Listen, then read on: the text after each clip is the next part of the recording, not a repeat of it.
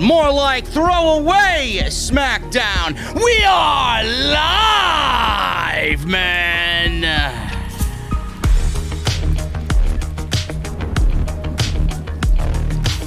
There's no Mean Marky D tonight. Apparently, he got so annoyed with the AEW geeks that I gave him the night off. SmackDown tonight. Throwback edition. I got the reason why we got a throwback edition of SmackDown tonight. Roman Reigns and Cesaro officially announced for WrestleMania Backlash. We get the return of Jimmy Uso. Finally, Jimmy Uso emerges back on SmackDown. Seth Rollins continues to tease something with Roman Reigns in the near future. I'm not too happy about it. I got the latest on Daniel Bryan and him being a free agent. And the women's division continues to get worse every single week on WWE television. Plus, I got all your news and rumors coming out of SmackDown right here on the throwback edition of the post show, right here on Off the Script.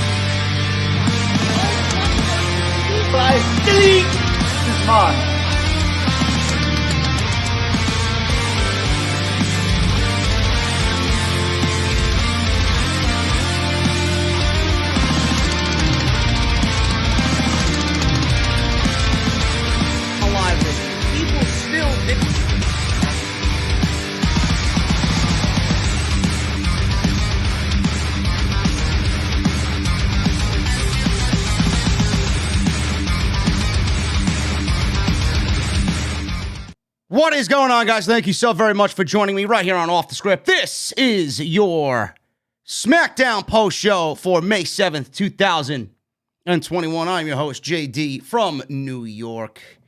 We had a throwback edition of SmackDown tonight, and it was more like a throwaway edition of SmackDown, man. I seen a bunch of geeks online, a bunch of geeks on social media.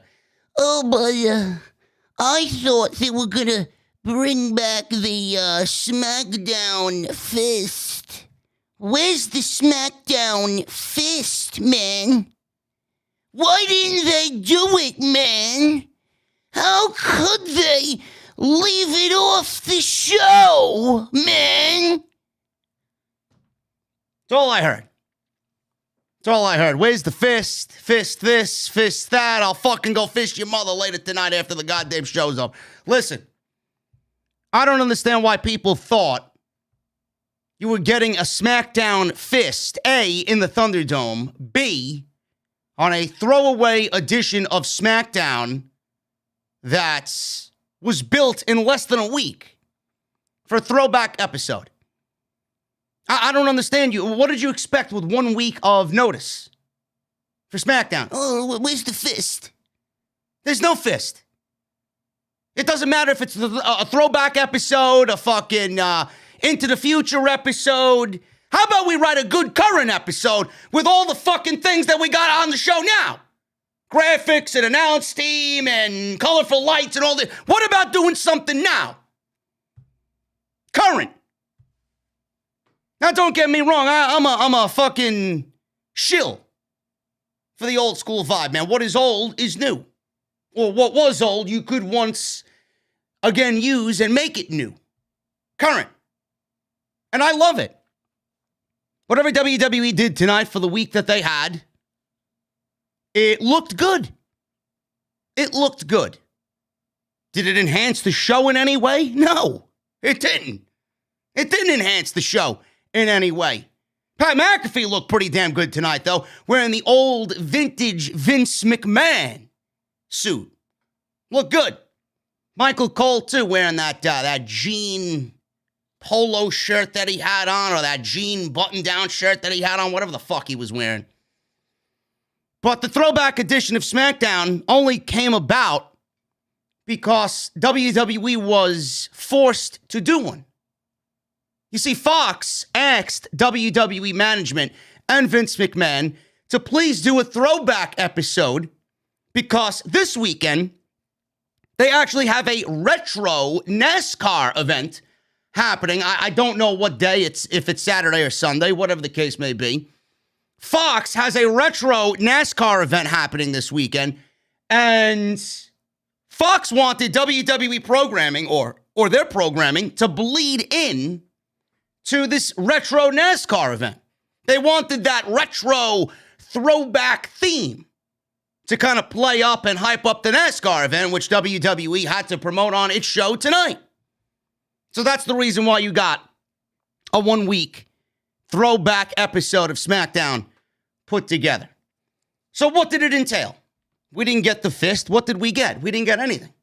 As far as the staging goes anyway, we got a CGI fist. WWE had the balls to tweet out the CGI fist. Did you miss it? I don't know. Did I miss it? CGI. WWE put the old school WWF logo on the screen. Well, not the WWF, but they made the WWE logo in vein of the old WWF logo. The big yellow one. That was nice. And they put that all over the stage. They had these old school banners, LED lights lit up on the stage. They had the old school WWE logo with the old school banners on the LED boards on the ring. The referees had the old school SmackDown blue shirts, which I liked. I love that. I love the difference between the shows back in the day. I love that the referees wore those dark blue referee shirts that said SmackDown on it. So all the referees had that as a part of their attire tonight.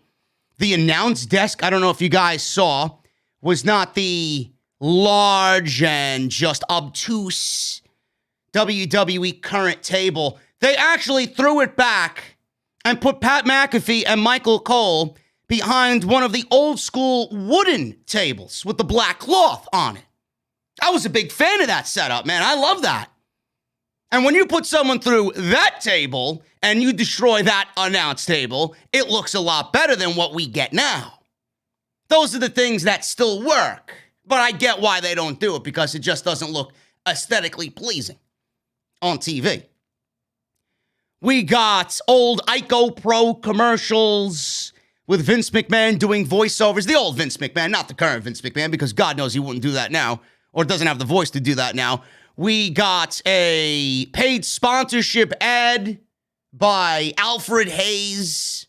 We got the ice cream bar commercial, the old school WWF ice cream bars with Hacksaw Jim Duggan taking a big bite out of one of the ice cream bars. We got Teddy Long in the mix on SmackDown tonight, man. Playa. Holla, holla, holla. Teddy Long. He didn't make a tag team match, but he tried to book Sami Zayn in a match against The Undertaker. It's probably the best part of the whole fucking show. Other than that, we didn't really get much else as far as a throwback episode. Graphics were all throwback, right? We didn't really get much else. We got old highlights and big memories and moments that they played throughout the show of SmackDown, dating back to like John Cena's debut and a match with The Rock and Triple H with Shawn Michaels as the special guest referee. The collusion between Triple H and The Rock, with Shawn Michaels being in Triple H's back pocket. Too bad we never got that HBK versus The Rock match in WWE, right? We saw the Edge and Hulk Hogan moment where they won the tag team championships. We got the Brock Lesnar Big Show moments where they broke the ring. So we got several throwback moments and highlights from SmackDown. Other than that, folks, it was the same old show. Nobody was going out of their way to watch a throwback SmackDown. Nobody was hyped up and excited and all this other jazz for SmackDown tonight. Nobody should have anticipated anything more than the norm from WWE tonight. They had 1 week to put this show together, and the only person that they got was Teddy Long. It wasn't a big deal. It was a Fox directive, and they wanted to do that because of a bleed-in to continue the hype for a NASCAR retro event that's happening this weekend. Nothing more than that.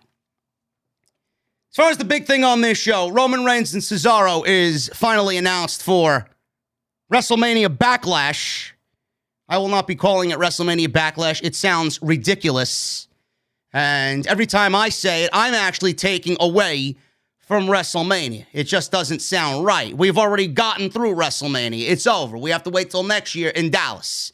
This is just a D-level pay-per-view with WWE trying to continue to scour the Peacock with fans. That's all they're trying to do. Hey, look at this. We got WrestleMania Backlash happening on Peacock this weekend or next weekend. That's all they're doing it for. They're doing it for grabbing subscribers and filtering subscribers to Peacock, generating interest for subscribers, new and old, to Peacock. That's all they're doing. So we will be calling it Backlash because it's not WrestleMania Backlash. Only WWE and their sick and twisted minds would actually redo WrestleMania this year and put it on another pay-per-view. WrestleMania itself wasn't even that great. Why redo it? Of all the shows you want to redo. So Roman Reigns and Cesaro is official tonight, and I'm going to be excited for the match. I think it's going to be a very well-produced and good wrestling match. I just got a little confused tonight because even though Cesaro did look good in the end, it was mostly about Jimmy Uso and his defiance of Roman Reigns and him wanting to have Jimmy stand down and acknowledge him. Jay is already there. Jay already acknowledges Roman Reigns as the tribal chief and the head of the table. Jimmy Uso's back after a full year off, plus. And now he's back, and he was excited to be back, and he had an immediate issue with Roman Reigns and Jey Uso being a bitch.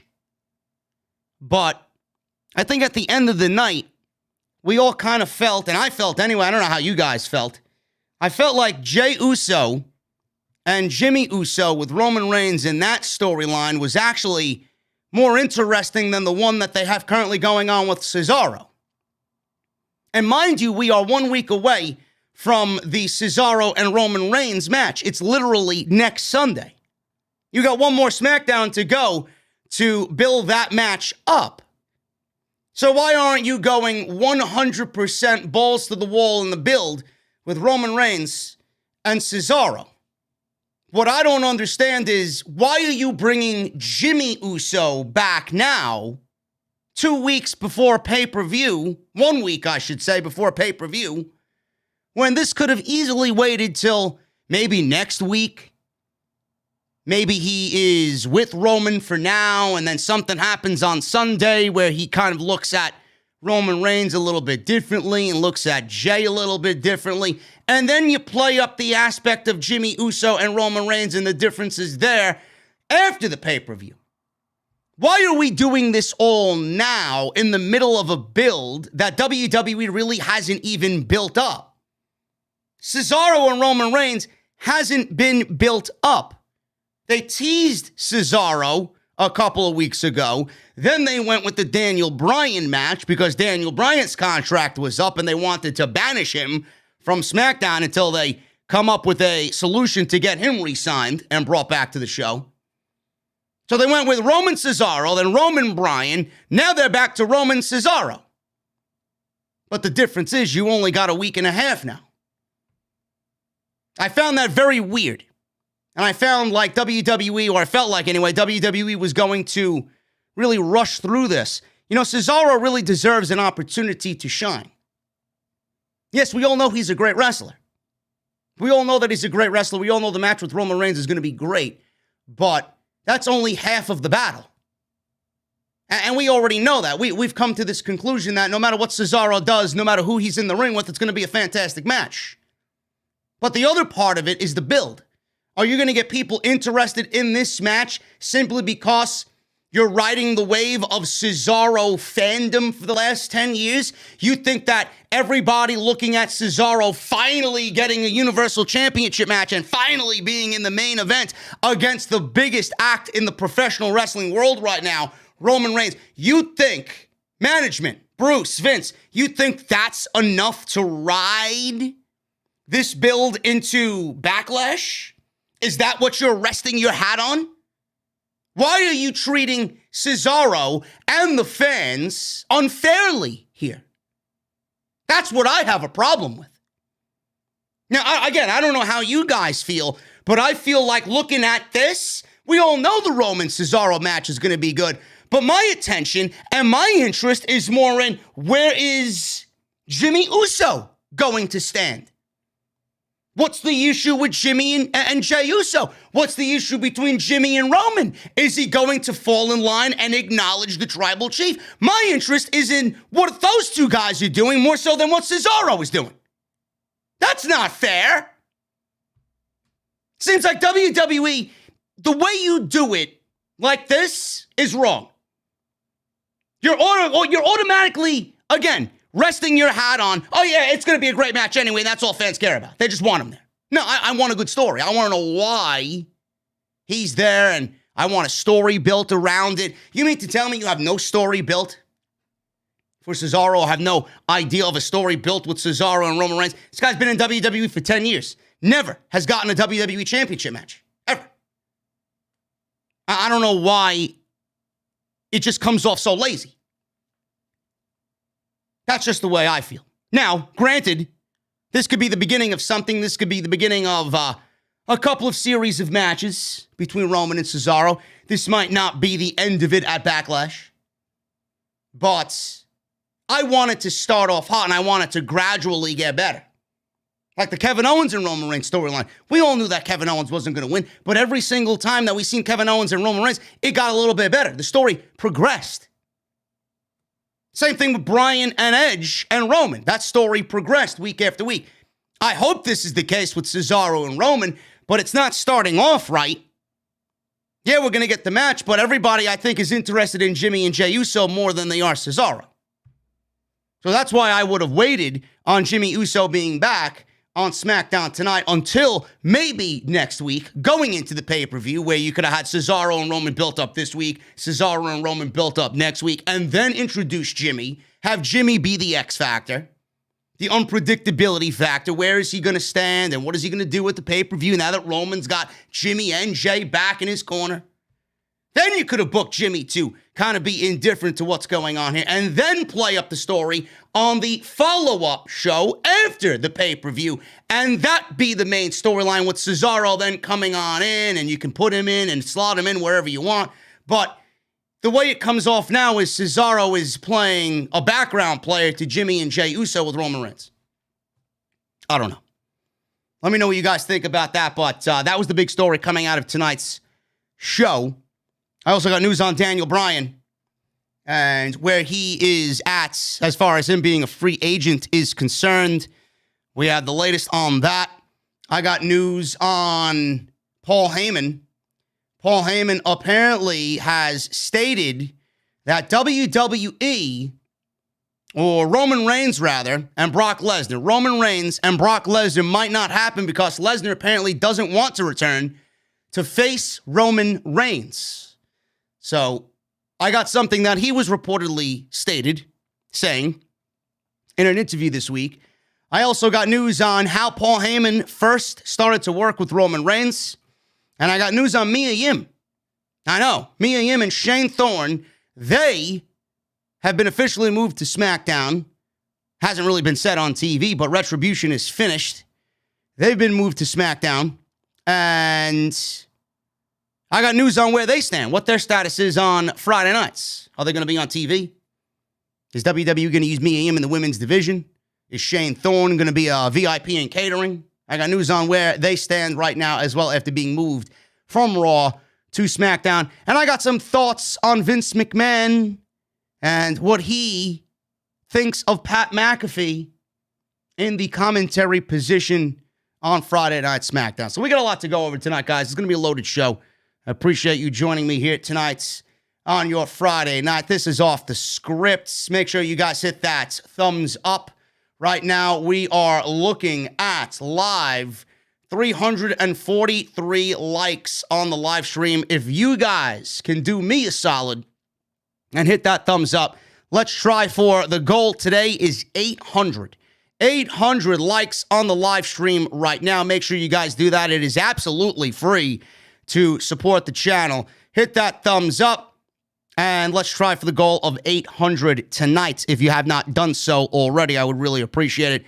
Hit that subscribe button down below. Turn on the bell for all notifications. If you guys are here new and you're checking out the show for the first time, I would really appreciate you hit that subscribe button because we are fair and consistent every single week. Monday, Tuesday, Wednesday, live with Raw, NXT, and AEW. Live on Friday night, and then Saturday afternoon, the flagship podcast always goes live at 5 p.m. That is Off the Script, so hit that subscribe button if you guys want the best in the IWC coming right out of this very podcast. Make sure you guys follow me on social media at JDfromNY206. That's Twitter and Instagram. Make sure you guys go and check out all the other content that's been on the channel right now. Monday's Raw review, Tuesday's NXT review, which nobody gave a fuck about because nobody gives a shit about NXT. Wednesdays, I don't even want to say controversial AEW Dynamite review, but I lost 50 or 60 or so subs because people are a bunch of blithering idiots.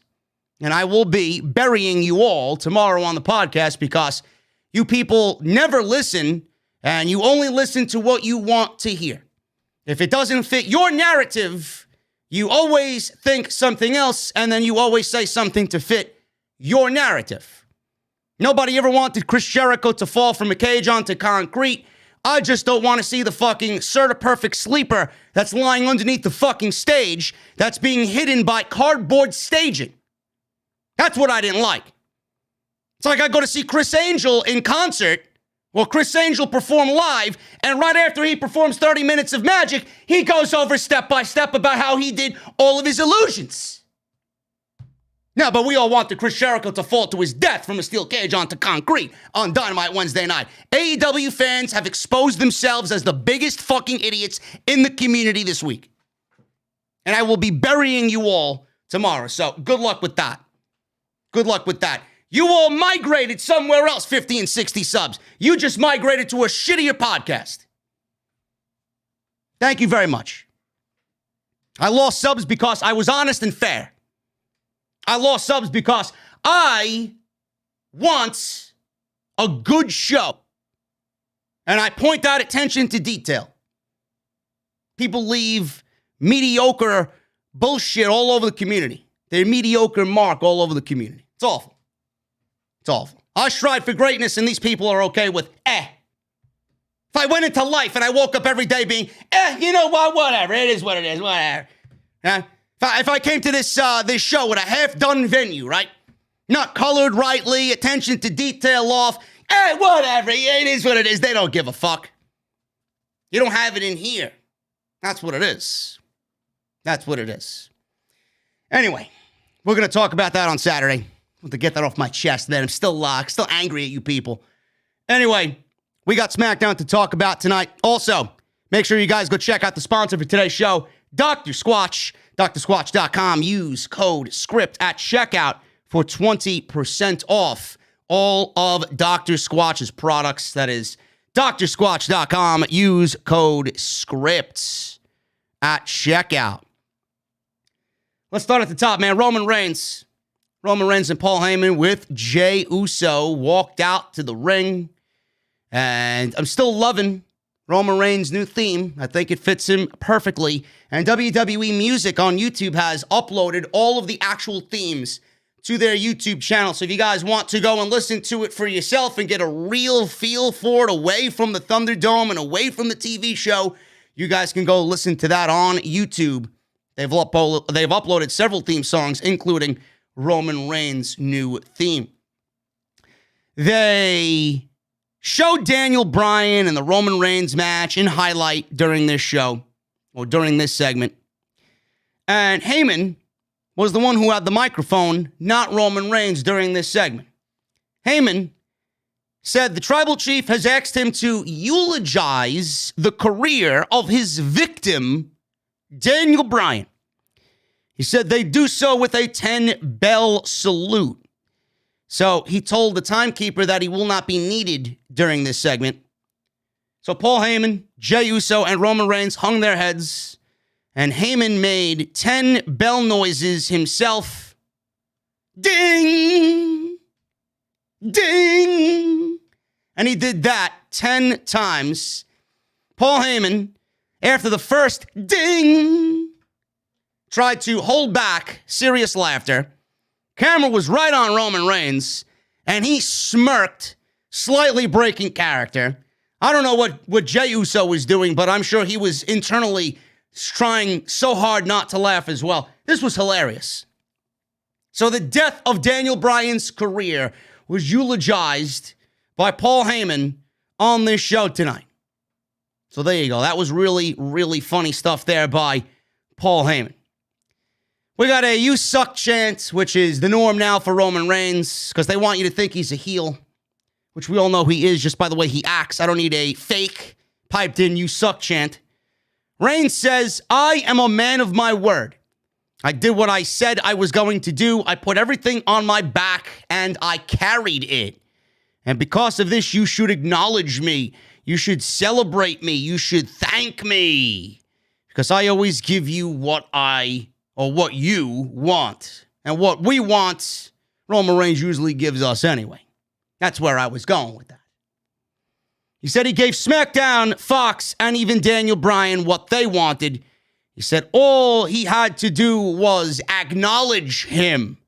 But he wouldn't, so they replaced him. He said they replaced him with someone who will acknowledge him. And then suddenly the Usos theme song played.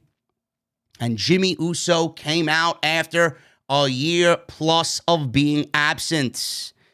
So Reigns smiled. Jey was excited to see his brother. Jimmy and Jey hugged. Then Roman Reigns gave Jimmy a quick hug. Reigns was there, and he shook hands with Heyman, did Jimmy. And Cesaro's music played immediately. So we didn't even get to celebrate the return of Jimmy Uso all that much. Cesaro's music played. He walked out immediately with a microphone and asked if he just heard them right, that they just replaced Daniel Bryan. Cesaro says he speaks for everyone and says that you can never replace Daniel Bryan. Says he doesn't have time for Roman tonight because he has a match with Seth Rollins. So the challenger for the Universal Championship said you don't have any time for its champion. The challenger doesn't have time for the champion tonight. I don't know why anybody would say that. I don't have time for you tonight, but I got Rollins. That line should just not be said. I don't have time for you tonight. That could be interpreted in any way.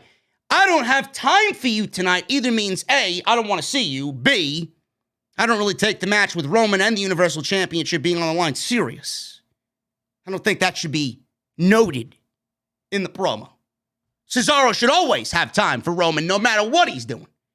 Could be eating and catering. He could be getting dressed. He could be on the toilet doing his business. He could be in the car driving down the road going home. He should have Roman on the mind and have time for Roman everywhere. I know if I was a challenger, I wouldn't be saying that. That's just me, though. So, he's got a match with Seth Rollins tonight. Seth then jumped Cesaro from behind. And Teddy Long, player, holla, holla, holla. Teddy Long came out. And this is the SmackDown Throwback Edition, so Michael Cole had to make everybody aware. That's why Teddy Long was out there. Teddy Long proclaimed that with the approval of Adam Pearce, if Cesaro beats Seth Rollins, he will get his Universal Championship match against Reigns at WrestleMania Backlash. That's what Teddy Long said. Seth was upset with that and yelled, "What about me? What about Seth Rollins?"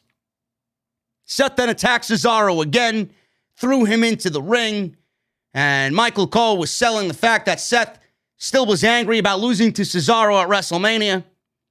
And that's pretty much where the segment went. We got Cesaro being beat up before the bell, telling Roman Reigns that he doesn't have enough time for him tonight.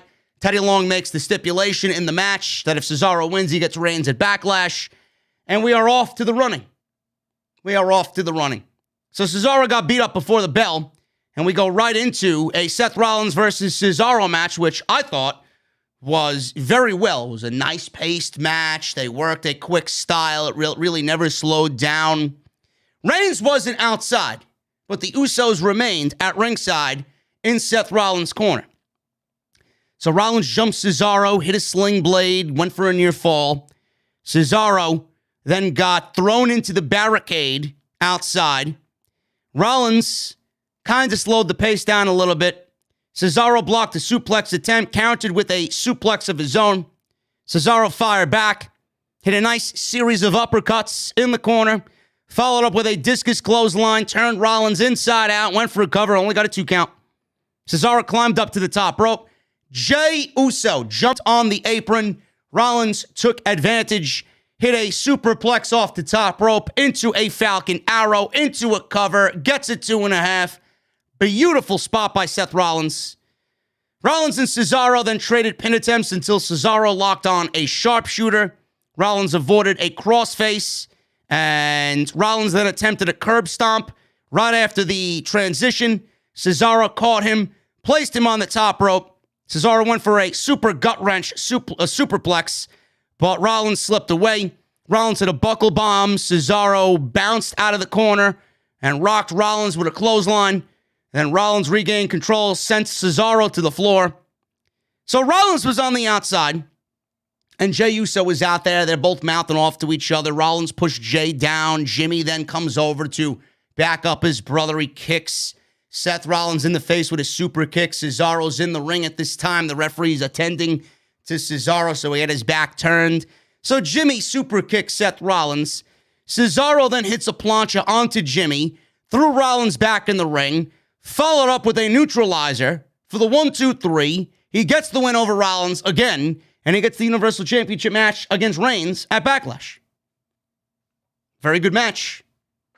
What you would expect from Cesaro and what you would expect from Seth Rollins. And that was pretty much it. So after the match was over, Rollins was in Roman Reigns' dressing room, and Seth was yelling at Roman, said that son of a bitch Jimmy cost me the match against Cesaro. Should I be pissed at him or should I be pissed at you?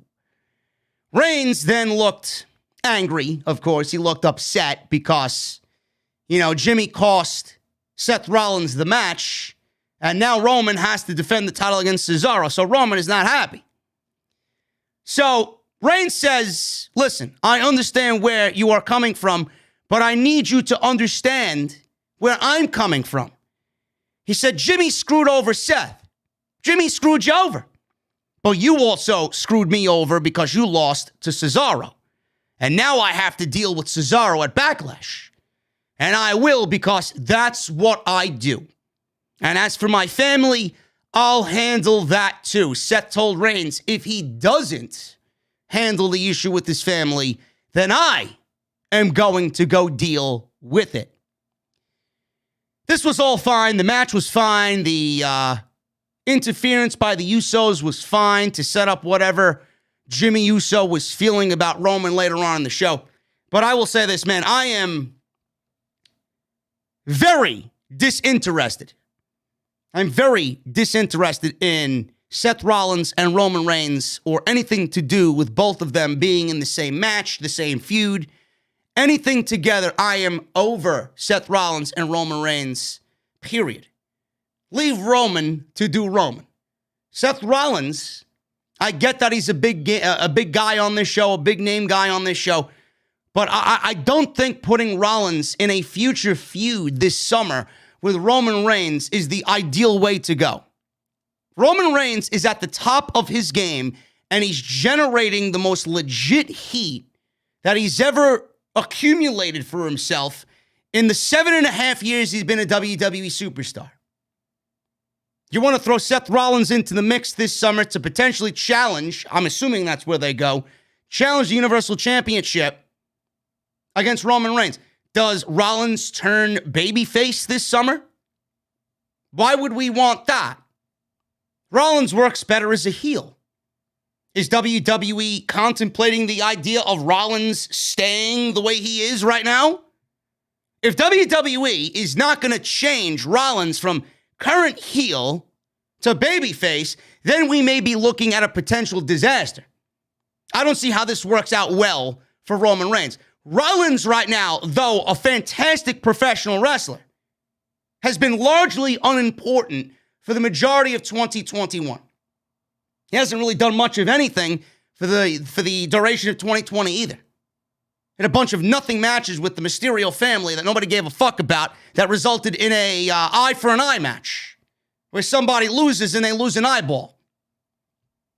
But Blood and Guts, right? Blood and Guts was too barbaric for WWE. They were complaining that Blood and Guts was too barbaric for WWE standards. Oh, I'm sorry. I'm sorry. You want to go and say something like that, but you legitimately booked a fucking match with a stipulation where the loser can only lose by extracting somebody's fucking eyeball. No matter how cheesy it looked. It still happened. That was the stipulation to me, wasn't it? Never mind. Just throwing a little example out there how WWE should stay in their own fucking lane. Okay? Stay in your own lane, Vince, Bruce, Johnny Laurinaitis, Dunn, stay in your lane. You legitimately gave them that match name. What did you expect from the match? Blood and Guts. What'd you expect? Fucking firm handshakes and holding each other arm in arm, skipping down the fucking road, sniffing rose petals. What'd you expect? The fuck did you expect from a match called Blood and Guts? This is not going to bode well for Roman Reigns. Because Seth Rollins largely is not liked. He's a heel, but people legitimately dislike him for all the wrong reasons. They don't like him for the right pro wrestling reasons. He's not a good heel to them. He's an annoying heel. He speaks too much on social media. He does a lot of bullshit talking on social media. He's already committed crimes on social media that fans look at and look at him differently. You want to put him in the ring with Roman Reigns? This version of Rollins you want to put in the ring with Roman Reigns? If anything, this is going to harm Roman Reigns. This is going to turn Roman Reigns babyface. Nobody wants that. Roman Reigns needs to stay the way he is, getting the reaction that he's getting now. Rollins and the Universal title should be nowhere in Roman Reigns' rearview mirror. Nowhere. Teddy Long was backstage. Playa. Holla, holla, holla. Teddy Long. He thanks Sonya Deville for having him there tonight. Sonya Deville was on Raw wearing red. Now she's on SmackDown wearing blue. Will somebody on this fucking show tell me how she goes from one show to the other and what her fucking job title is? I'd love to know. I'd love to know, Bruce. Nobody has an answer? I'm not surprised. He told her that her idea was genius for a special stipulation for the Cesaro-Seth match. Oh, but I thought it came from Adam Pearce. Now he says it's coming from Sonya Deville. Again, I don't know what this woman's status is on this show. What is her title? Sonya said when she heard Adam Pearce wouldn't be available tonight, she thought she'd be working alone. But when she heard she'd be working alongside Teddy Long, she was thrilled. So why did Teddy Long say that he got this information from Adam Pearce? I don't know. Maybe I was hearing things. I don't know. So Sami Zayn walked in and told Teddy Long it's great to see him here. And he said that it's great to see someone with power who isn't a part of the establishment. He explained to Teddy Long that there is a conspiracy against him. There's a conspiracy against Sami Zayn. I want you guys to be very aware that there's a conspiracy against Sami Zayn. So Sami Zayn is explaining this to Teddy Long, and he knows Teddy isn't a part of it. Teddy announced that Sami, to Sami, that he is going one-on-one with The Undertaker, player. And then Sami Zayn was like, I don't know if that's going to happen, Teddy. The Undertaker is retired. And Sami looked at him like he was crazy. So Long said he'll be in a tag team match with Apollo Crews. Sami says, that's great, but I don't want to team with Apollo Crews. Sami says he doesn't want that because he's not excited about it, doesn't want to team with him. And his sidekick hurt him last week with the Nigerian nail. Commander Aziz got the Nigerian nail on Sami Zayn. Long says he'll be going up against Kevin Owens, Big E, the Street Profits, and Shinsuke Nakamura. So, obviously, Teddy Long said, well, that sounds like a 2-on-5 tag team match, Teddy. Do you mind explaining to me who my other partners are going to be? Then he says, Otis, Chad Gable, and King Booker. And Sonya Deville was like, Teddy, it's King Corbin. I wish it was King Booker over King Corbin. So, that was pretty much the main event for tonight's show. Largely unimportant.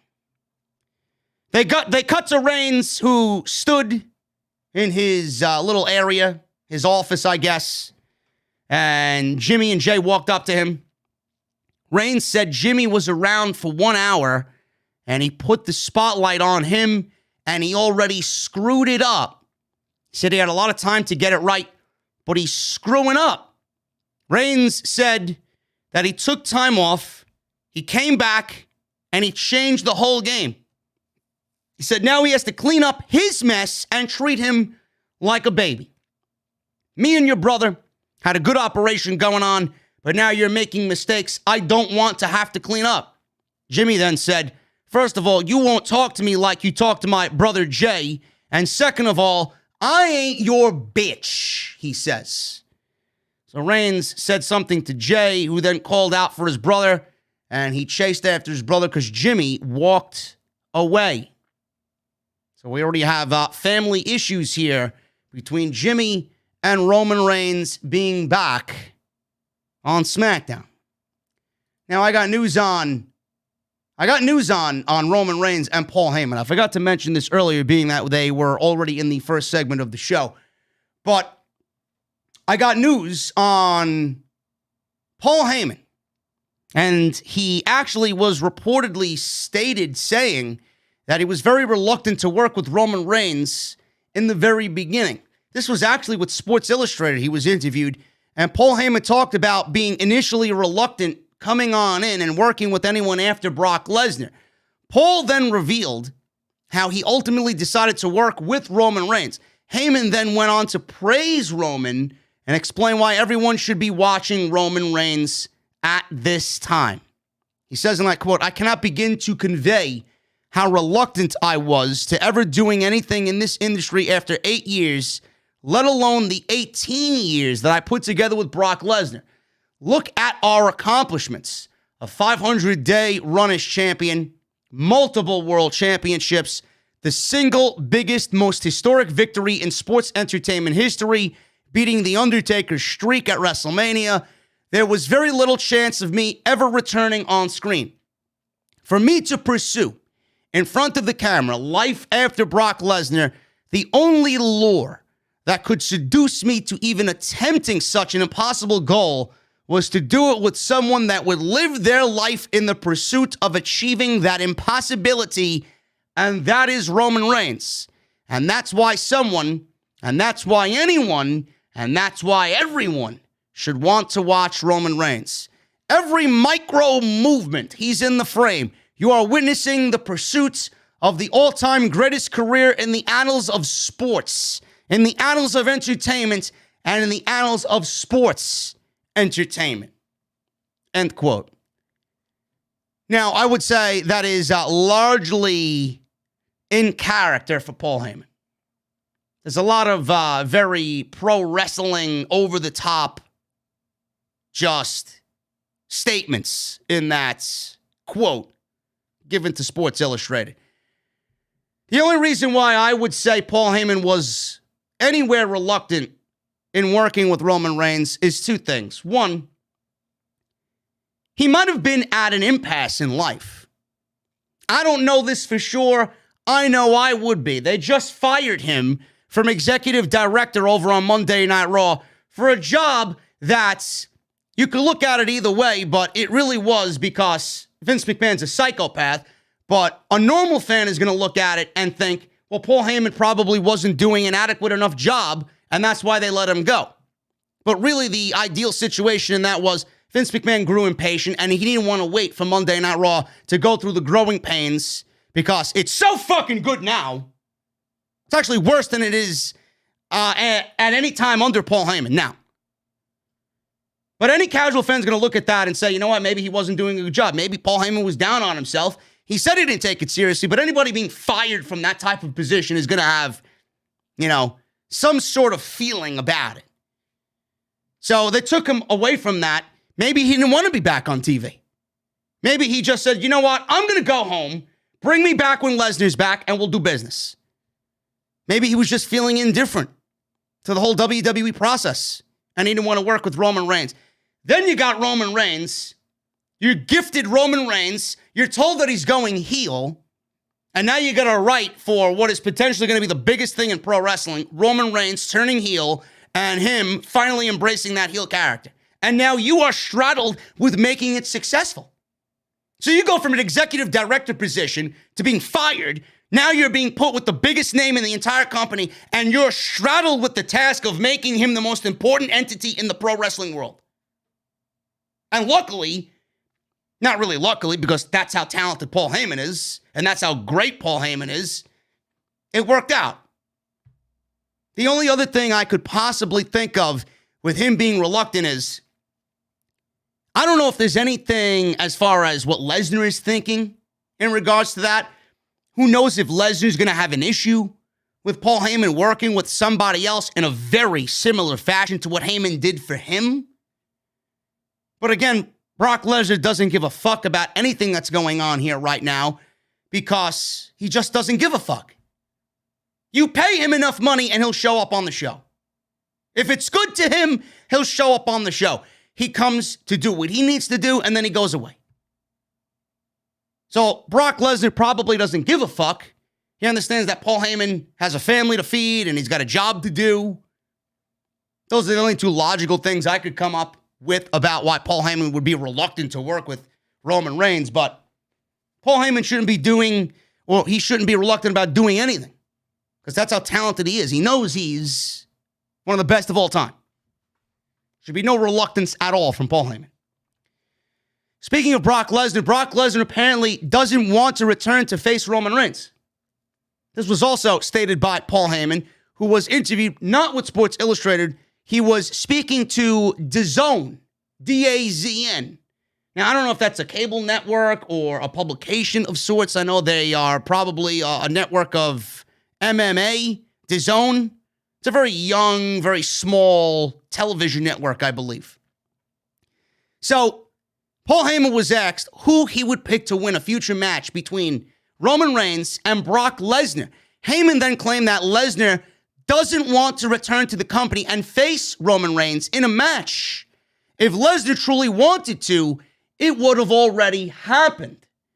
Now, he says in that quote, if Brock Lesnar were to return, if is a hypothetical, Lesnar does what Lesnar wants to do. How could you be cognizant of the fact that Brock Lesnar does not want to challenge Roman Reigns for the Universal Championship, or at least not yet, is because he hasn't done it. Because if Brock Lesnar wanted to do it, it would have already happened. And it hasn't happened because he doesn't want to do it. end quote. Last time we saw Brock Lesnar was WrestleMania 36, where he dropped the WWE title to Drew McIntyre inside an empty gymnasium at what I call not WrestleMania. The forgotten WrestleMania. Now, I don't know if this is largely true. Maybe there's some truth to it. But Brock Lesnar will come back and do whatever they ask him to do, as long as he's paid more than his last appearance. Doesn't matter who it's against. Now, the natural story is there. They could build up a story if they wanted to. Would I like to see it with the tides changed? Lesnar babyface and Roman a heel? No, I don't. I think Roman beating Lesnar may be good for him and the character right now, just to feed him, just making him all that much more powerful, but I don't think we need to see it. Why do we need to see it? It's just a rinse and repeat of what they've done 7 other fucking times they've been in the ring together. And I don't think anybody has an interest in that. I really don't. I would rather that opportunity go to somebody else. Or maybe Lesnar wants to do it, and he only wants to do it when there's 100% capacity. He wants there to be a fucking reason for it, and he wants it to be important with meaning. Lesnar might be sitting out for the same reason that we haven't gotten Dwayne and Roman on WWE TV yet, because they want everything back to normal as far as full capacity for these events. Who knows? Nobody knows but Brock Lesnar. Will it happen? I think WWE will at least try and attempt it, but I don't think it's needed. I really don't. So I got that news out of the way. I also got news on Daniel Bryan. We'll talk about that, and I'll talk about Mia Yim and Shane Thorne. Those are the other 2 news articles that I have here on the podcast. Carmella versus Ruby Riott. We got Corey Graves on Monday Night Raw. There was no drooling on commentary for Carmella's entrance on this SmackDown. So Carmella wins via a 2-minute tap out. And we asked for more opportunities for women like Liv Morgan and Ruby Riott. And this is the opportunity that they are given. 2 minutes. We know Carmella is getting better. We know Carmella is more than decent in the ring. She could hang and she could look not out of place. But Ruby Riott is somebody that has been largely, and I mean largely, wasted and underutilized. I don't really get why we put Ruby Riott in a 2-minute match. It's really depressing to see how some of these women are used, and WWE doesn't even embrace some of the talent that they have on this show, only to go back and push the usuals.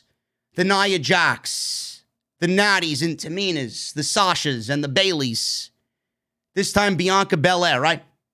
You can't run a fucking division with the same people week in and week out. I don't understand why 2-minute matches are a thing. It's almost as if they brought back John Laurinaitis and they're going backwards in the women's division. They brought in John Laurinaitis, again, to be head of talent relations, and we are going back to the stop clock divas era. 2 minutes. 2 minutes. Liv Morgan, I watched a clip on Instagram of her wrestling in a training facility.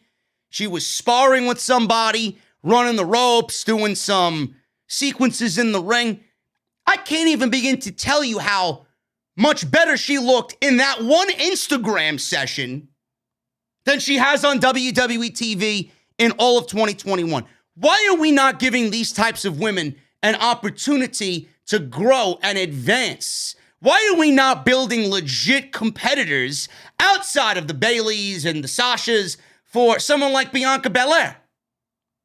Why are we not building another team in the Riott Squad to take the belts off of Nia and Shayna Baszler? You're looking at Natty and Tamina. Who in this chat is a fan of Natty and Tamina and wants them, out of every other woman or every other pairing on this show, to win the tag team championships? Who? I don't get why the Riott Squad, who is legitimately your only established tag team in that women's division, and they're not the ones to take the titles from Nia Jax and Shayna Baszler. 2 minutes. 2 minutes. My love for women's wrestling is taking a hit every single week. There are women I want featured on this show, and I know that there's some political movement or political agenda backstage like this, where they're just doing it to get them out there, and they have no fucks at all, or give no fucks at all, no care at all about booking these women in a right creative fashion. It sucks. It's largely a waste of television time. Why even bother? Why even bother? Does the match mean anything? What does this do for Carmella? Is she going to be in championship contention? If somebody could figure out the answer to that question, I won't be sitting here shitting on it. But what does the match mean? What does it mean? It means that you wasted 2 minutes of your TV time. You could have done anything else, and it would have been more important than Carmella winning this match. Bayley. Speaking of Bayley, she was next. She stood in the middle of the ring and she said the word sheep. The sheep don't understand that being a superstar doesn't necessarily make you a great champion. I like that word, sheep. All the AEW sheep were blind to the fact on Wednesday night that Chris Jericho landed on a fucking Casper mattress. Oh, but you wanted it to fall on concrete. No, geek. I just wanted it shot better so the illusion wasn't blatantly staring me in the fucking face. Jesus Christ, what happened to you people, man? Did you lose fucking brain cells watching Monday Night Raw since the beginning of the year? Sheep. She bragged about her title reign and title length. And she says she isn't there to talk about herself. She says she's there to pay tribute to the women who put their bodies on the line for them. So this was a throwback promo. She saluted Alundra Blaze. She saluted Jacqueline. She saluted Lita. Trish Stratus, Ivory, Beth Phoenix, Molly Holly, and Bianca Belair. What happened, Bruce? No Mickie James? Out of all the women here, no Mickie James, Bruce. Why?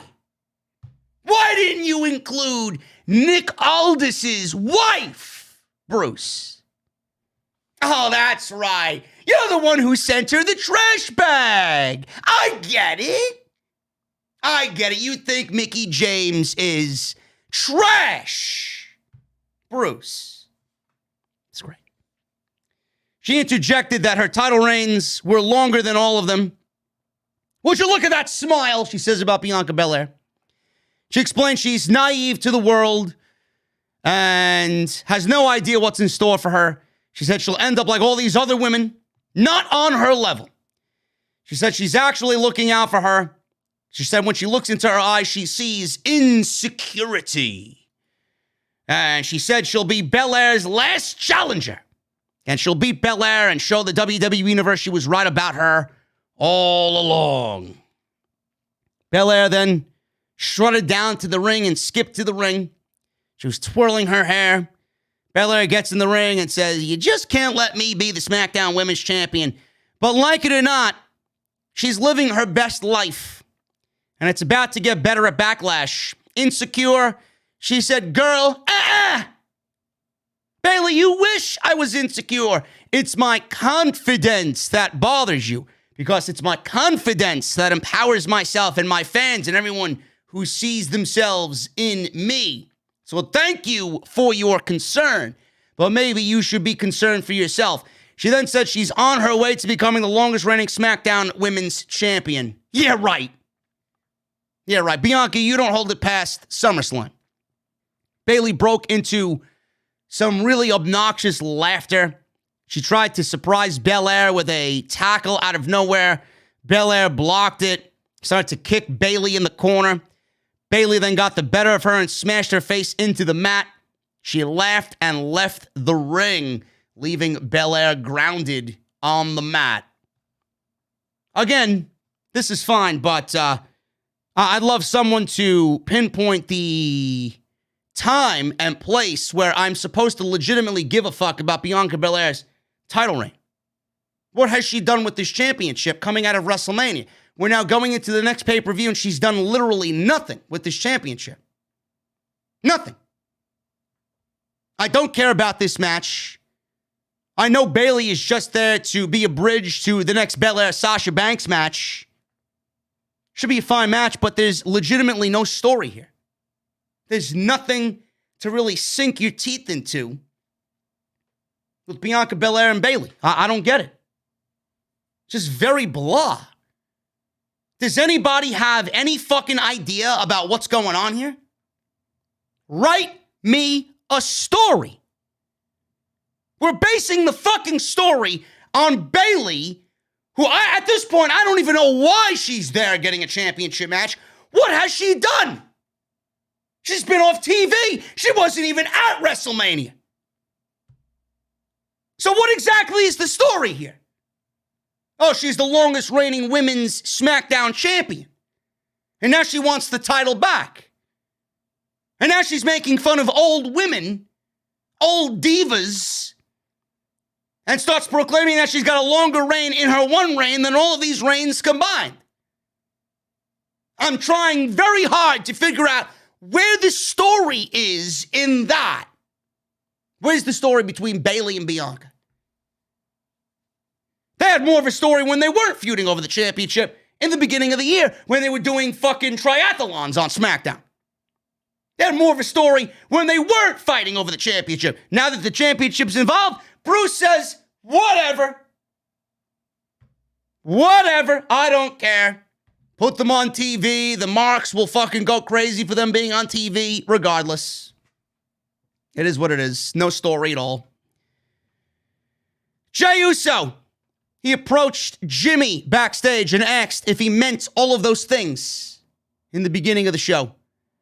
He asked if he really thinks Roman is his bitch. Or he's Roman's bitch, not the other way around. Jimmy says he does see it that way. He said they used to rule the tag team division. Jey said he's there for family and whatever helps Roman helps them all. Jimmy said whatever Jey does benefits Roman. And that's it. Jimmy and Jey have been fighting all of his battles. Or Jimmy said Jey has been fighting all of his battles and he's the WWE champion because of Jey Uso. Jey said when Roman is champion, it makes all of them strong. Jimmy told Jey to go ask Roman if he needs him, and Roman will say no. He said they, however, need each other and will say so. Jimmy said, listen, I got an idea. We can become the WWE SmackDown Tag Team Champions together, and that in itself is representing family. Jey looked like he was in this indifferent phase. Like he didn't know what to do. He was being pulled at both ends. He wants to be loyal to Roman, but he also knows that Jimmy and what he said is correct. So there's this little indifference there by Jey Uso when it comes to where he wants his allegiance to be. Dominik Mysterio. We were supposed to get Rey Mysterio. It was supposed to be Dolph Ziggler versus Booyaka. 619. Booyaka.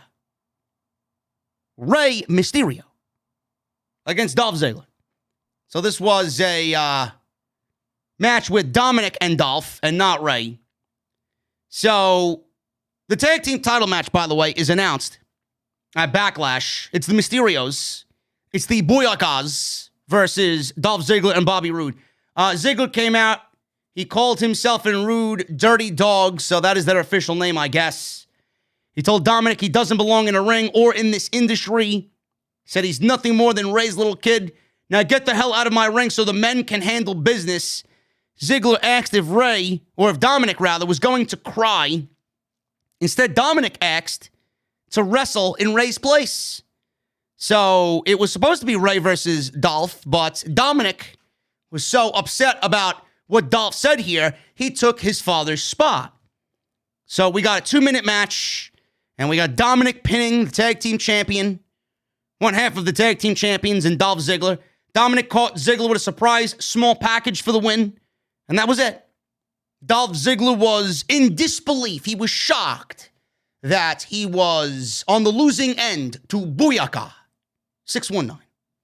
2 minutes.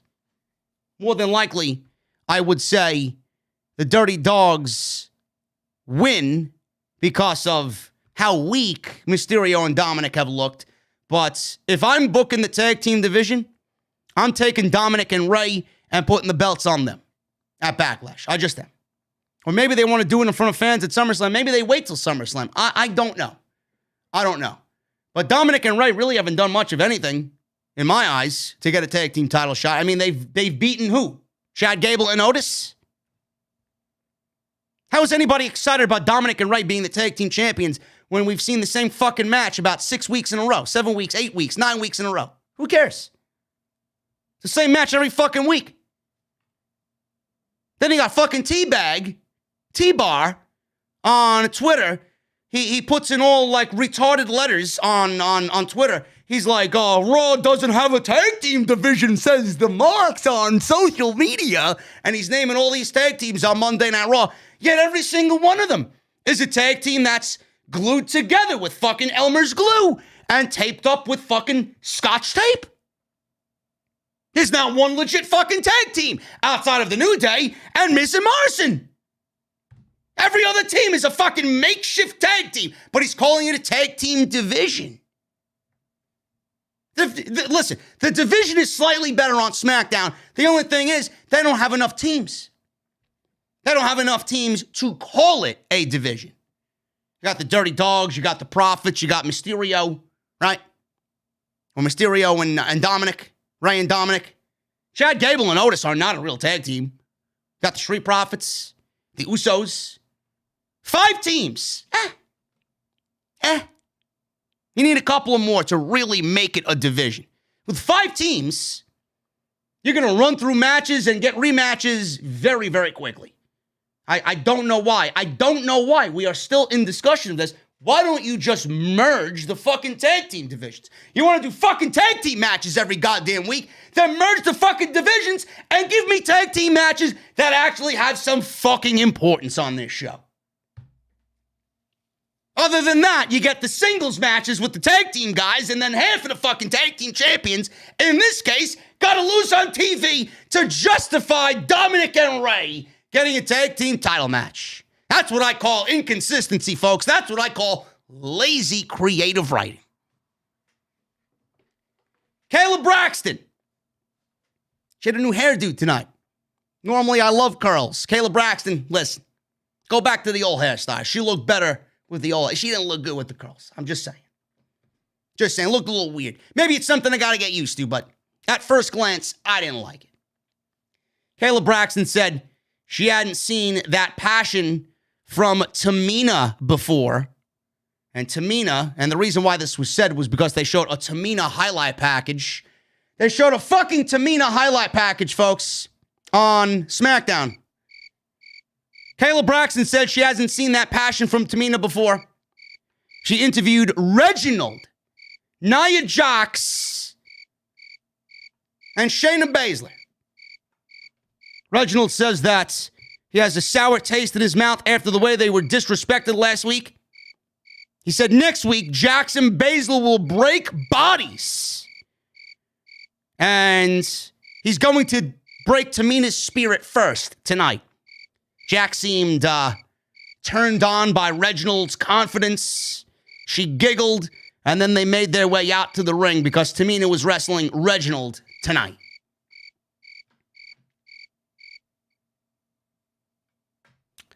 Folks, I want to be brutally honest with everybody watching me right now, okay? We got 1,500 inside the OTS venue tonight. 571 likes. Let's get that up, guys. I asked for 800. Should be very easy to accumulate 800. Okay, the Crickets alone should get 800 likes on the live stream. Let me take a sip of my beverage first. Give me a second.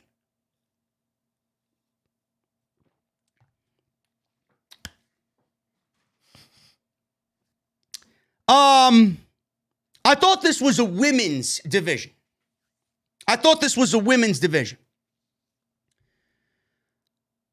Where are the marks and the geeks and the stans and even the women's wrestlers? Where are all of you? And what are you feeling at this moment when WWE continues to book Reginald, who is a man, in women's division matches? Now, I don't need to hear from some fucking geek online. Oh, but Reginald is very good, and Reginald is very athletic. It's great. Great. You want to be athletic? Go do gymnastics. Go do an aerobics class and fucking have fun in front of a class of people. Give me a break. Where are all of you people out there looking at this and saying, where are the opportunities for the women? Where are they?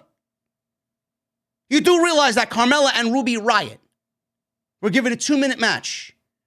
You do realize that Liv Morgan hasn't been in a match for weeks on SmackDown. And this is a similar thing happening on Monday Night Raw. You do realize that when you see things happening like this, when you see the lack of women's opportunities, the lack of different women on this show, I want you to think to this very match.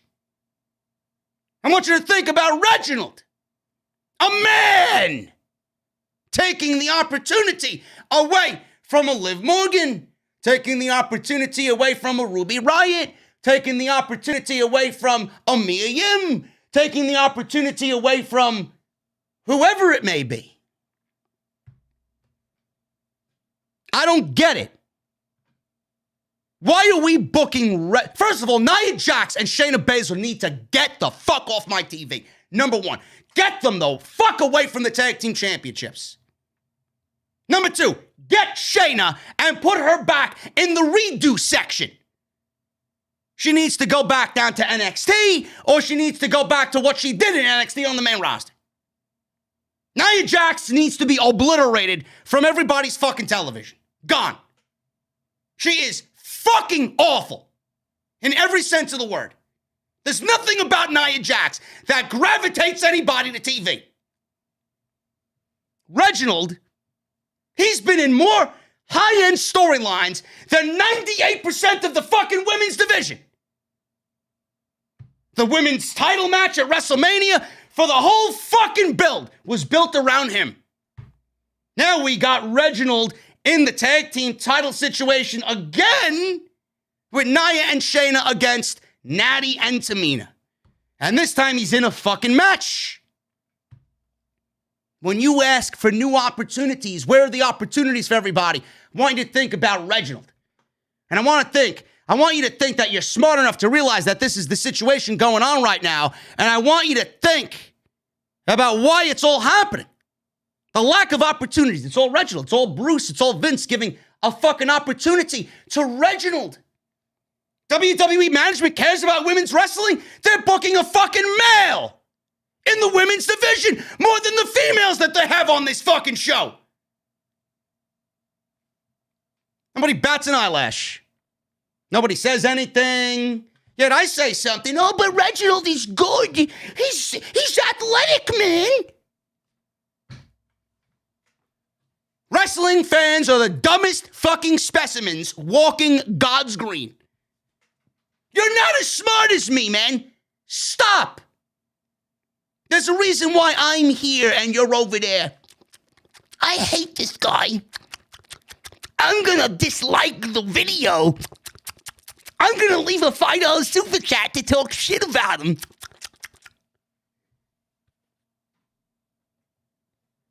Reginald versus Tamina. Tamina wins in 2 minutes. Reginald got DQ'd. Did a move happen? Was there a move done to Reginald? Was there a move done to Tamina? No. Why are we booking intergender matches if there's no match? Why are you booking intergender matches if you can't do an intergender match? Not one wrestling move was done. You got a backflip by Reginald here. You got a cartwheel by Reginald there. Great. Great. The guy should go be an aerobics instructor. Get him the fuck out of the ring. Who gives a fuck about the women's division and the women's tag team titles? Not me.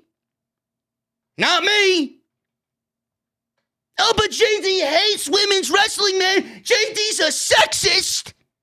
I just sat here and ranted for 5 minutes about a man getting an opportunity over a woman and 98% of its division. But I'm a sexist. Right? You listen to what you want. You hear what you want. What else do I gotta do? Do I gotta speak fucking Shinsuke Nakamura to you?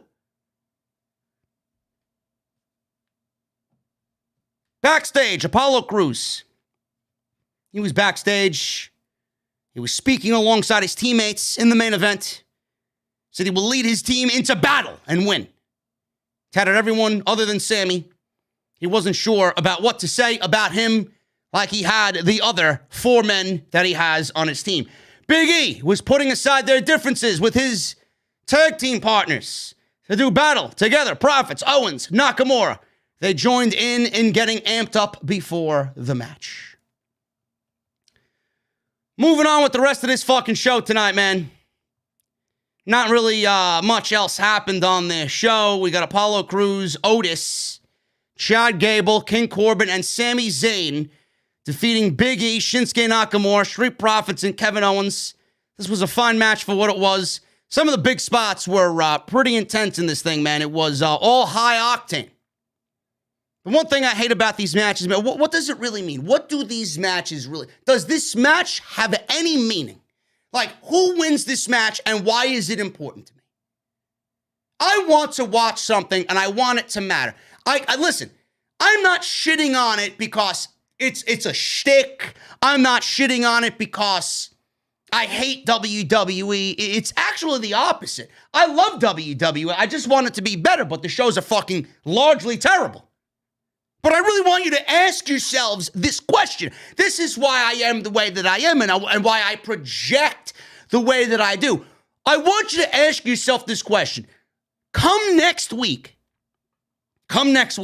what does this match mean to anything? Will this match be important going into next week's show? No.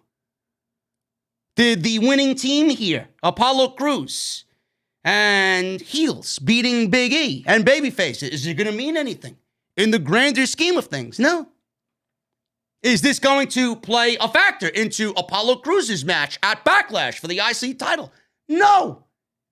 We already knew he had a problem with Sami Zayn, a problem with Kevin Owens, and a problem with Big E.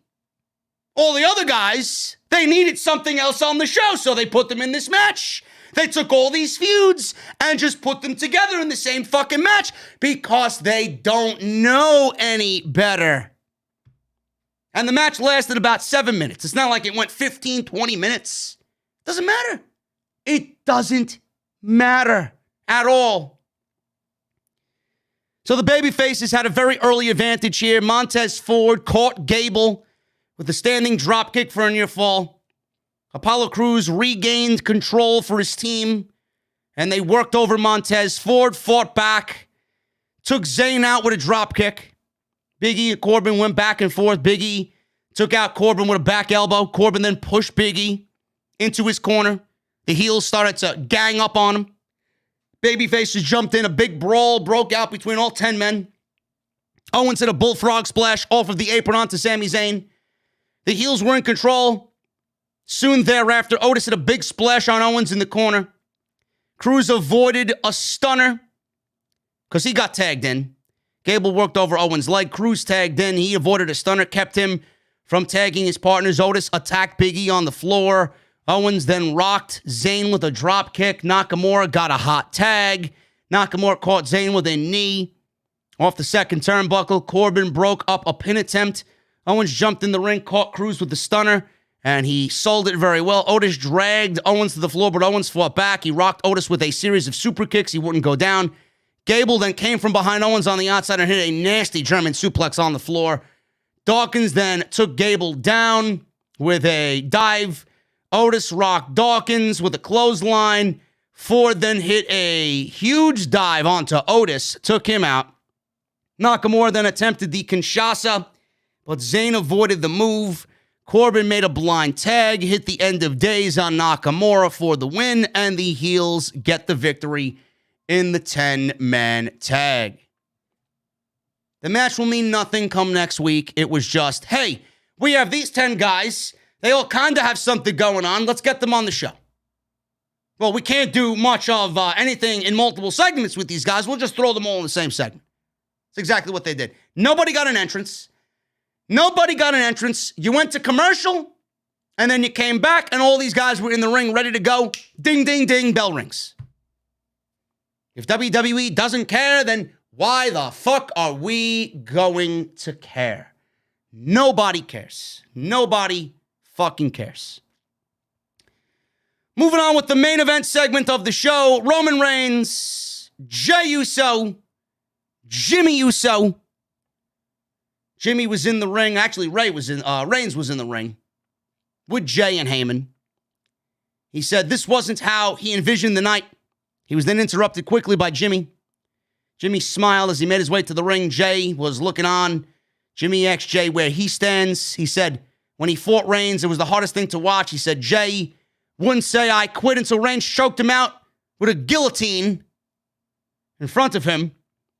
He said then he quit. For me, Jimmy said, because you love me, you didn't want to see me hurt.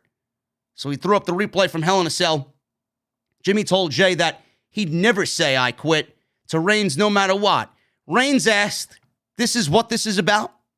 You're still stuck on the past? He said he and Jey have moved forward since then. He says he's not going back and forth with him.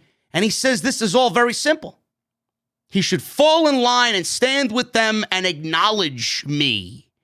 Or you can take your ass home. You can take your ass home, and when you turn on the TV and you sit down and have to explain to your kids why you're not out here with the tribal chief and the Uso, you can tell them that. Jey jumped out of the ring. He began to leave. Jey followed Jimmy and told him it'll be easy if he just acknowledges Roman. Cesaro then came from behind and attacked Reigns while he was standing alone in the ring. So Cesaro's getting the one-on-one attack on Reigns. Jey ran in to make the save. Cesaro beat him up. Jimmy was very torn about what to do. Does he walk or does he go and save Roman and Jimmy? So he ended up running back into the ring to make the save. Tried to at least. Cesaro gave him a European uppercut and a neutralizer. Cesaro then gave Jey a neutralizer. And he gave Roman Reigns a neutralizer as well. And that's the way the show ended, with Cesaro taking out not only Jimmy and Jey Uso, but Roman Reigns as well. I didn't like the ending before the Cesaro, and then after the Cesaro interference here, and he got to beat up all three guys and look strong in the end. I didn't mind it too much. But my opinion still stands on Cesaro, Reigns, and the Usos. Feels like Cesaro and the storyline with Reigns isn't even there yet. It's not. WWE seems to be making the Uso situation and the fact that Jimmy won't abide by Roman Reigns and call him tribal chief and acknowledge him is a bigger story than Cesaro challenging for the Universal Championship. It obviously feels like WWE is giving the fans something just for the sake of giving them something that they've wanted for 10 years, and Cesaro getting a main event for a major title. It's almost as if Bruce and Vince are hanging their hat on Cesaro and Roman, banking on them delivering a good match, and that's all they're willing to put into this thing. Now, granted, it could be a storyline that's just beginning. We could see Cesaro and Roman Reigns at Extreme Rules. We could see Cesaro and Reigns at whatever pay-per-view's coming up next. I don't know. I don't know. It could be a multiple string of matches and a long, drawn-out feud that gets Cesaro a little bit more shine against Roman where it doesn't concern the Usos. So we don't really know. But from what we see right now, it seems like the Uso situation is overtaking the Cesaro situation, and we are 1 week away from a main event match with Cesaro and Roman Reigns for the Universal Championship. This could have easily waited till next week.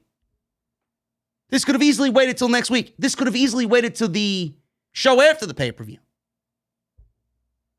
I don't know why it needs to happen now. Cesaro deserves a little bit better here. He went from Cesaro, didn't give him much. Roman Reigns ignored him. Roman Reigns went right to Daniel Bryan, defended the title against Bryan by his command. Now we're back to Cesaro, and the major story coming out of SmackDown this week is where is Jimmy Uso's allegiance? Has nothing to do with the Universal title. But Cesaro looked strong. Cesaro took out Reigns and both Usos. I don't know. Maybe I'm jumping a little too early into this.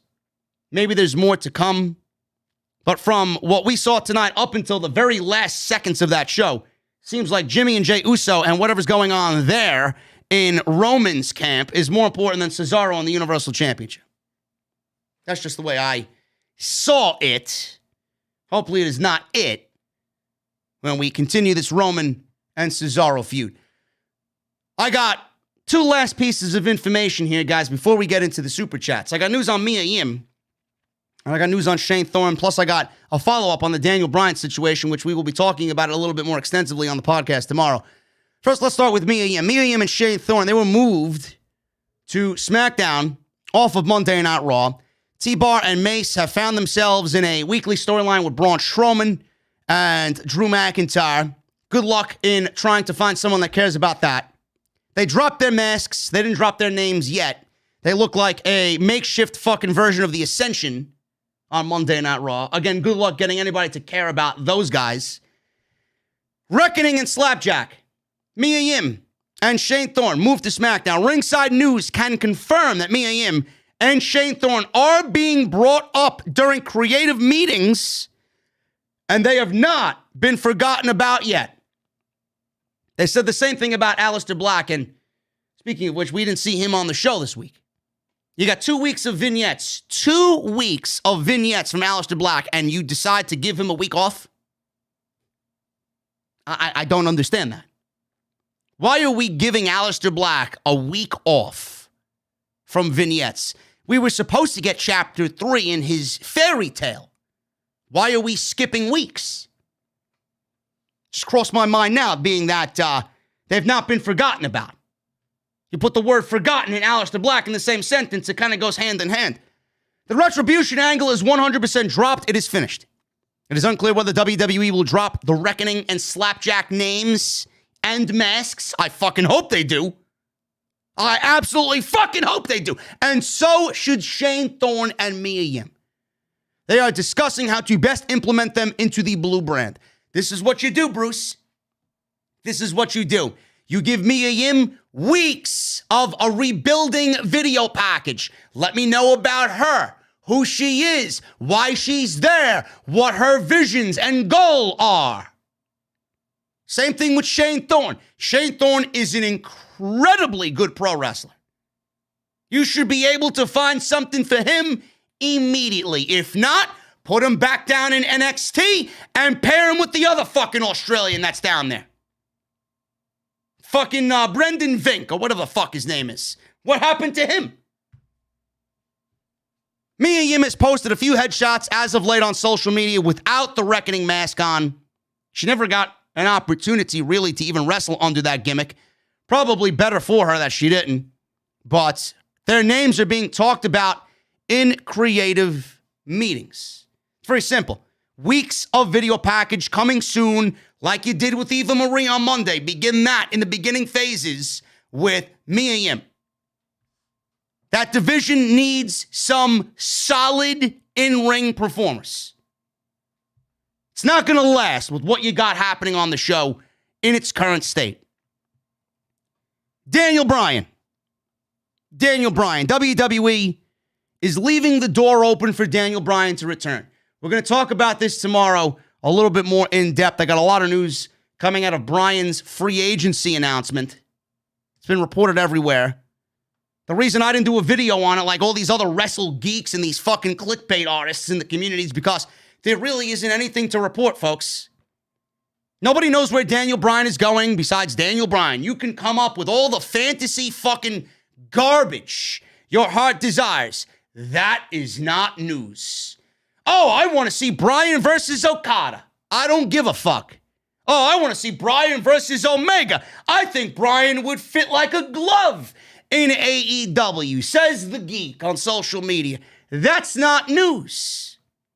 How about this? How about we all take a step back and shut our fucking mouths? Maybe Bryan is hurt. Maybe Bryan is tired. Maybe he's exhausted. Or better yet, maybe he just wants to be a loving husband and a fucking loving father. How about that? Did you ever think about that one? Why does Bryan have to go to AEW? Why does Bryan have to go to New Japan? Why does Bryan have to go to Impact or Ring of Honor? What if Bryan stays in WWE? What if Bryan just wants time off? What if Bryan wants to renegotiate a contract and make himself more money now at the age of 36, 37, however fucking old he is, making more money now than ever in his entire life? Maybe he thinks he's got the ball in his court and he wants to wait and make WWE sweat under their ball sack a little bit. Ever think about that? Of course, WWE is going to leave the door open for Daniel Bryan. Of course, WWE is going to try desperately to sign Bryan to a contract. But if Bryan doesn't want to, it's up to him. He can do whatever the fuck he wants. Nobody knows what Daniel Bryan's going to do besides Daniel Bryan. As of this report, Daniel Bryan could have showed up on Wednesday's Dynamite if he wanted to. Obviously, that didn't happen. Obviously, WWE doesn't want that to happen. There's also a belief that if the pandemic wasn't a factor, then Daniel Bryan would absolutely wrestle at the next Tokyo Dome show at Wrestle Kingdom. Because that's something that he stated he wants to do. He could show up on Raw. He could show up on Dynamite. He could legally show up anywhere in the industry because he is a free agent. He has no ties to WWE because his contract expired. There's no 90-day clause for Daniel Bryan. So Meltzer says he's free to negotiate with everyone, and WWE is trying desperately to sign him before the other companies get a hold of him. And they tried to sign him before the deal expired, but they couldn't come to a deal, and the door is very much still open. Bryan's situation isn't 100% about money. It's not. Bryan could give a shit about the money. He wants to do more. He's already hit a ceiling in WWE, and that ceiling has been reached on SmackDown. He's been associated with SmackDown for years. Daniel Bryan, if he comes back to WWE, they more than likely are putting him on Raw. And what I documented here on the show is probably the best way to introduce Daniel Bryan on the show. Put him against a heel McIntyre, have him go over heel McIntyre, bring up Adam Cole, and make the main title program on Raw at the end of the year between Bryan and Adam Cole. Give Bryan matches with Keith Lee. Give Bryan matches with Ricochet. Give Bryan matches with Matt Riddle. Those are the types of guys he wants to wrestle. He's reached his ceiling on SmackDown. Monday Night Raw is a landfill where people go to have their careers slaughtered. Nobody wants to go to Monday Night Raw. But if he wants fresh, that may be his only option on the main roster. Putting him in NXT, I don't know what that does. I don't know what that does. Putting Bryan on NXT is everything that is against the values, the core values, the heart and soul of NXT, what NXT is. You don't want to do that. They've already lost enough of that. You don't need to do that and wipe it completely away. Bryan to Raw is the only fresh thing for Bryan to do in WWE. It's not about money. It's not about money. It's about wanting to wrestle and create against others he has not had an opportunity to do that with. But it's not news by everybody reporting it. Oh, he's a free agent, but he could go there. Or he could go there. Oh, he's going to go over here. He's going to wrestle this guy over here. He's going to go wrestle Samoa Joe on the end. No, he's not. Nobody fucking knows. Nobody knows until that match is announced away from a WWE show on another show and it's on a fucking poster somewhere. It's on a graphic somewhere floating around on social media. Up until then, it's not news. All that you got is the same shit that I got. Bryan's a free agent. He's legally not tied to WWE. And he can show up wherever he wants. That's it. You don't know any more than I do. I don't know any more than anybody else. The only one that knows is Bryan and his family. But his contract ran out. He bullshitted everybody. He mentioned something about, oh, everybody says my contract's up in September and yada, yada, yada. He mentioned September and people mentioning September. And he mentioned something about his neck being wrecked in that match that he had with Cesaro and Rollins and Uso, that tag team match that went 30 minutes on SmackDown last week. He bullshitted everybody. He bullshitted everybody and then, boom, out the door. Maybe that's what he wanted. Maybe he really said, fuck this shit. I'm going to give you bullshit. I'm going to be gone. I'm going to go somewhere else. I don't know. That's the latest on Daniel Bryan, though. There's really nothing new to report. I'll have more news tomorrow on Off the Script, so make sure you guys tune in to all of that. Saturday, 5 p.m., it goes live on YouTube. Thank you guys very much for joining me here on the podcast, man. We are 1,500 deep in the OTS venue. We are about to go over some super chats right now and hang out a little bit. I appreciate you guys very, very much, man. You guys are awesome. Please remember to hit that thumbs up, man. We are a little bit more than 120 likes away from 800. Let's try and get the goal of 800, man. We're almost there. If you guys have not hit that thumbs up, I would really, really appreciate you do so. Hit that subscribe button down below as well. Turn on the bell for all notifications. And make sure you guys go check out Dr. Squatch, drsquatch.com, and use code SCRIPTS at checkout.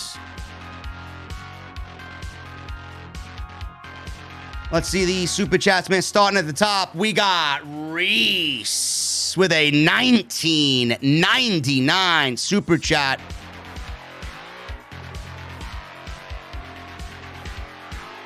He says, Mr. No days off. Damn right, brother.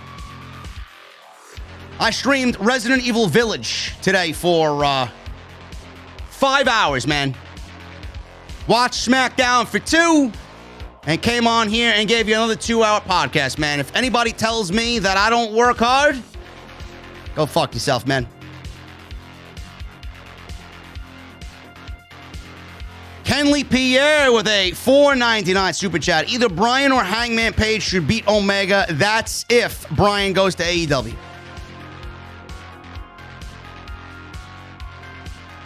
Give me Bryan Omega. I'm sold, bro. Jacob Donnelly with a $5 super chat. Just wanted to say your Twitch stream today was one of the best you've had in a while. Hope you plan on streaming more RE8. Thank you, Jacob. I appreciate that. I had a blast, man. I can't wait to jump back into that shit.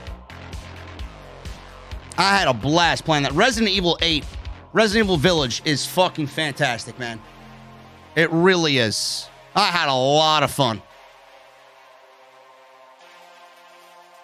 Even Hoolagrim, one of my other mods in the chat, he tweeted me and said that he hasn't seen me be that happy or enjoy something that much in a while on Twitch, man. That's what I want. That's what I want to do on Twitch, man. I can't stand fucking Call of Duty, man. It's so awful. It really is. But thank you, Jacob. I appreciate it. I may be back on Sunday, if not 100% on Monday. DX Tricksters with a UK $5 super chat. Looks like it will be Jimmy versus Jay. Maybe at SummerSlam. Jimmy wins. Or Jay wins and Jimmy joins Roman. Jimmy wins, Jay leaves Roman, but I hope that they stay with Roman. I could see that. I could absolutely see that it gives a little bit more of a build if you want to do Mysterio and Dominik winning the tag team titles at SummerSlam. Give them that big moment in front of fans. And then the Usos align after that storyline there. They become a tag team again. And then they go after the tag team championships. And we get the Usos versus the Mysterios. I think that would be great. You got to have a plan. If that's the plan, I'm for it. As long as they don't break up the Usos. Because nobody wants that.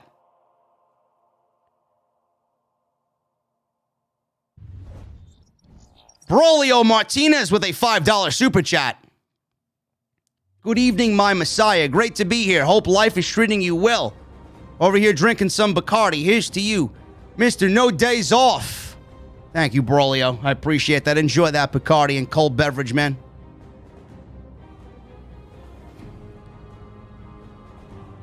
Viper with a $4.99 super chat. Hey, JD, just wanted to say love your videos and happy to be watching you on my birthday weekend. Viper, have a happy birthday, man.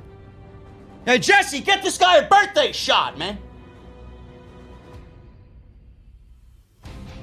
Viper, what are you drinking, bro? Michael Raymond with a $10 super chat.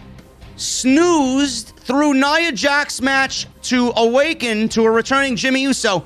Very excited he is back. Great show. But I request Ricochet is freed. Saw he's banned in the chat, but he's been very loyal to the channel. I didn't know Ricochet was banned. I did not call for Ricochet to be banned. I would never do such a thing. I know he's donated here several times. I would never call for him to be banned. There he is, Ricochet with a $4.99 super chat. Michael Raymond, I am not banned, but I would like to thank Edgar Estrada. He is a gentleman and a scholar. Much love, Double E. There you go.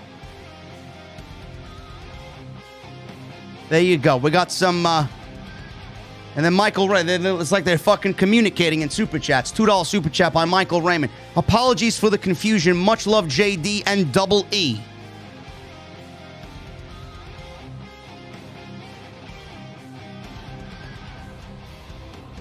Isaiah Plays with a $4.99. NASCAR gets 3.7 million viewers.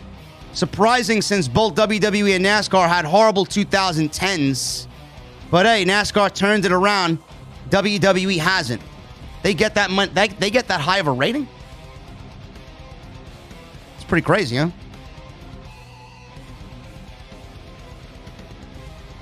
YT Malice. I see you, bro. Hey, JD, what do you think about the little tease between Seth and Roman? Talked about it in the show earlier, brother. I don't like it. If they keep Seth Rollins in the current character he's in now, it's going to harm Roman Reigns' heel run. It may force Roman babyface as far as the fan reactions go. I don't want to see anything where Roman is being cheered during a heel character run. I think they need to stay far away from each other. Thank you for the $4.99, man. We got a $5 super chat from Orenthal's Soren, y'all. What if Jimmy is here to help Cesaro and redeem Jay? Roman's a user and a gaslighter. He needs Jay more than Jay needs him, and Jimmy wants to show it. Help him in what way? Taking the title off of Roman? If so, no. You can help Cesaro all you want. Cesaro's not winning the championship. JDE with a $4.99 super chat. Thanks for the review as always. Been tired, hot, and sore from the vaccine. I just tuned in. Hopefully you get past that shit, brother, quickly and swiftly. Hopefully you feel better this weekend. Alphonse Boyardee. Alphonse Boyardee with a $4.99 super chat. Skip SmackDown tonight to watch Cesaro do laundry for 2 hours. What if Rico Constantino was his manager? He had great sideburns. You watch Cesaro do laundry for 2 hours. Where did you watch Cesaro do laundry for 2 hours? Were you at the venue backstage? Or did you watch him on security cam? Are you spying on his home? Maybe he did laundry this morning before he drove to the Thunderdome. Kind of weird there. Alfose Boyardee. Thank you for the $4.99. Coggies with a $5 super chat. As a big AEW fan, I really enjoyed the Blood and Guts review. Your back and forth with Jesse was very good. Cheers, bro. Thank you, Coggies. Anybody that didn't like it, they'll be back. They may unsubscribe, but when something big happens, who's the first guy they seek out and want to hear from? It's always the case. Always the case, man. Don't let anybody tell you otherwise. Alfose Boyardee with a $2.99 super chat. If Roman asked my dad, he would get us beefaroni. Bro, I don't eat pasta out of a can, bro. Beefaroni is not real beef, man. You want some beefaroni? I'll make it homemade. With organic beef.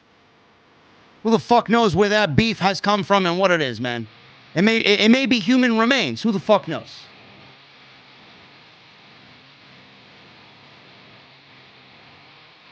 Astral Surfer in the chat. I see you, man. Thank you, bro. Coil Phoenix with a $20 super chat.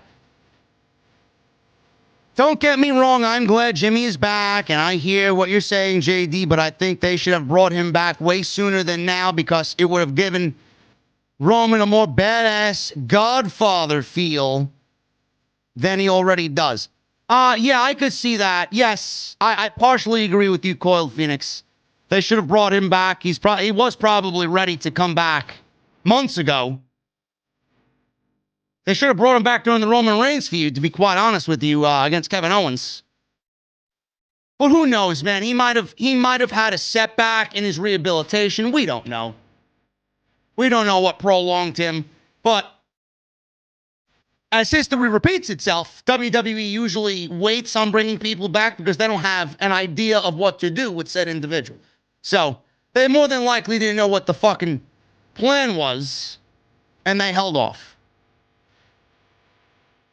Jaden Vlogs with a $9.99 super chat. I feel like they really bout to do something stupid with Roman and Seth if they make another Shield with the Usos. And I'm not going to like it. Seth needs to stay away from Roman, period. Don't worry, Jaden. There's not going to be another Shield. They changed Roman's theme music, so that's out the window. Rolio Martinez with a $5 super chat. My Messiah. You know, I break out laughing every time you say, Bruce. Huh? I laugh so loud my mom's looking at me like something's wrong with me. I appreciate that, Brolio. Gemini 605 with a $5 super chat. Preach, JD, on this wrestling. Feels good to be VIP, while the shills wonder what the spicy mustard is like. Appreciate you, Gemini. Lee Laws. Lee Laws becomes a new member, and Lee Laws is sitting VIP. Lee Laws, what are you drinking? I'll have Jesse go fetch you a cold beverage. We got Diggity Dog with an Australian $5 super chat. Hey, JD, love your work. Who was your favorite guitarist for Avril Lavigne? Diggity Dog.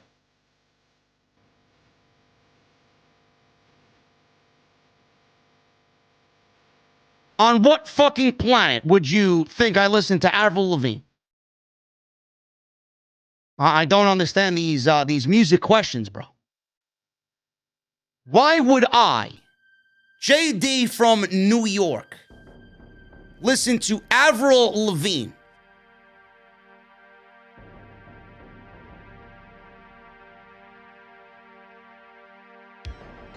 I don't understand, man.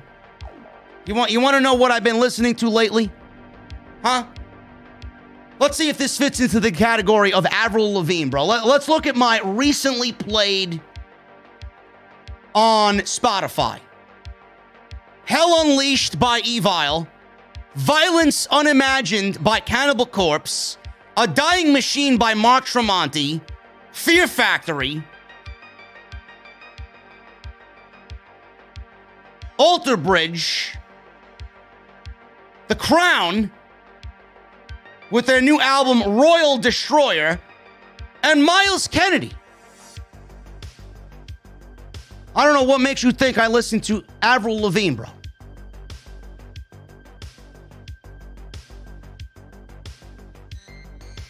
Hey, Spencer Rupert, I see you in the chat, bro. I know you're looking at me directly in the face, brother. You're on YouTube at 12:09 a.m. and you're exposing yourself to 1,500 people as a grade A certified virgin. Meanwhile, I have a loyal and loving fan base super chatting with me, donating to the show, while you're there telling me mean things behind your keyboard. Come to Jacksonville, bro. I'll be at Intuition Ale Works. Double or Nothing weekend in Jacksonville. Sunday from 2 to 4. I'd love for you to bring your keyboard and type to me how much I suck and how much I'm garbage and I should quit YouTube.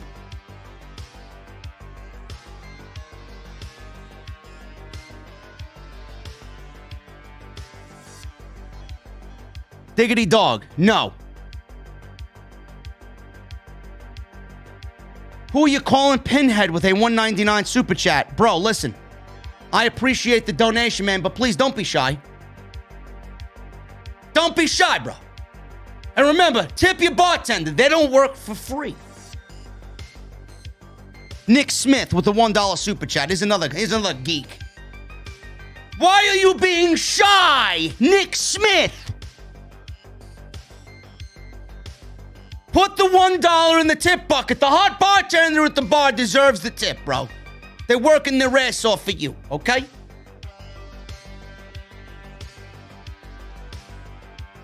Ty Sloan, $1.99. Thoughts on the bands Creed and Bowling for Soup? I love bowling and I love soup, depending on which soup it is. The band sucks. Creed sucks. Creed was generic mainstream garbage. The rest of Creed went on to join Alter Bridge and Miles Kennedy and become a real band.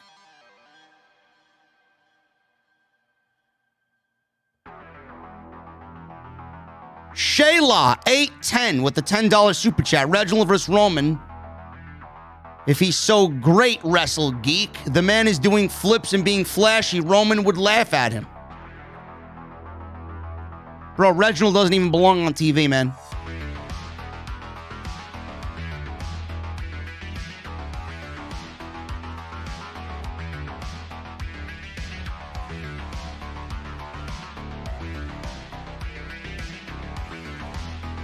Nick Smith comes in with a $5 super chat. This time he leaves a message. Imagine the women's division getting so bad that you have to book Reginald in a damn match to Tamina's momentum. It's bathroom break for next week. You got that right, man. Tag team title match next week, man. Who gives a shit? Who really gives a shit?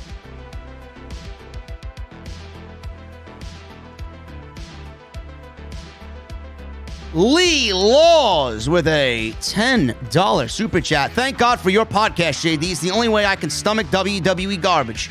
You know it, brother. You're sitting VIP, man. What are you drinking? Let me know in the chat. Lee Laws, what are you drinking, bro?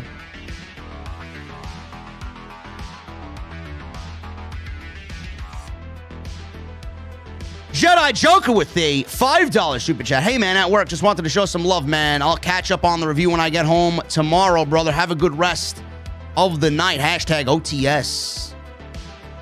Have a good night at work, Jedi. Jericho8131 with a $10 super chat. Jeff Hardy apparently jobbed to a returning Jinder Mahal on Main Event this week. Matt has gone on Twitter and teased them reuniting to finish out their careers together. Get Jeff the hell out of WWE. Bro, Jeff is going to go the way of Mickie James, bro. As soon as he leaves, he's getting a trash bag delivered to Cameron, North Carolina. Give me a break.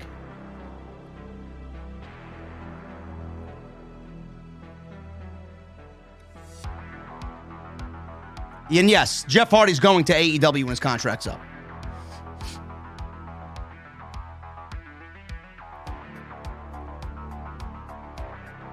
And if you guys think that Jinder Mahal being paired in a stable is staying on Main Event, bro, that shit's coming to Raw immediately.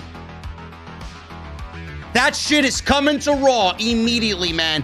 When Drew McIntyre wins the WWE title back, that's your SummerSlam Main Event, bro. Jinder Mahal versus Drew McIntyre for the WWE Championship. Get ready. Get ready.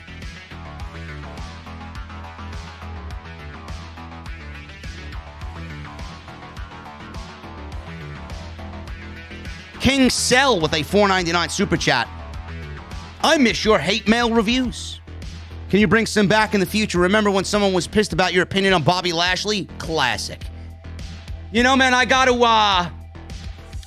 to start compiling some ridiculous comments and tweets, man. Usually I just go right for the block button and right for the delete button. But I should definitely take some of these and make a video out of it, man. Maybe I will. Maybe you'll give me the inspiration, King Cell. Maybe. BW Rosas. Have you seen or be talking about Dark Side of the Ring on Brian Pillman? I haven't even watched the episode yet, bro. I got to catch up and watch it. Jack Brewer with a $10 super chat. Daniel Bryan will be great wherever he goes. He will show up when he is ready.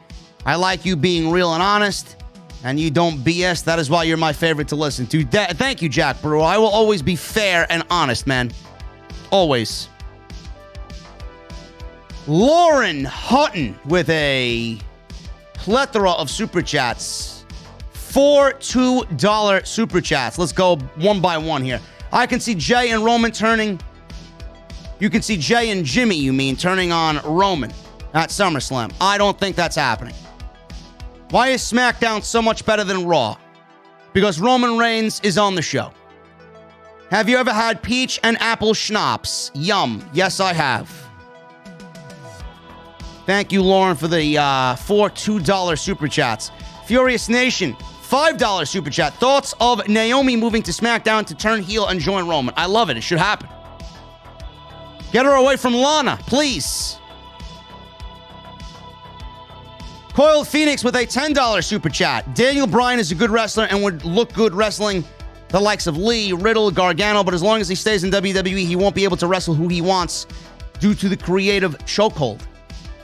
And listen, I said before, I'm going to say it again. The money is not the most important factor to Daniel Bryan. His freedom and creativity is.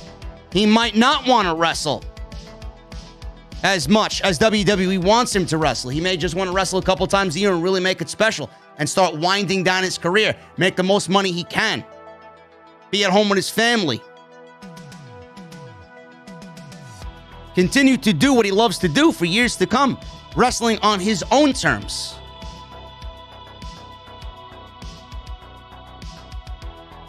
Thank you, Coil Phoenix, for the $10. Indigo with a $5 super chat. Hey, JD, much respect. I'd keep the Usos with Roman and break Naomi away from Lana. Have her join the Bloodline. Can't wait for OTS, another fire stream. Thank you, Indigo. Yes, Naomi should be broken away from Lana and join Roman. Fall in line and acknowledge Roman Reigns.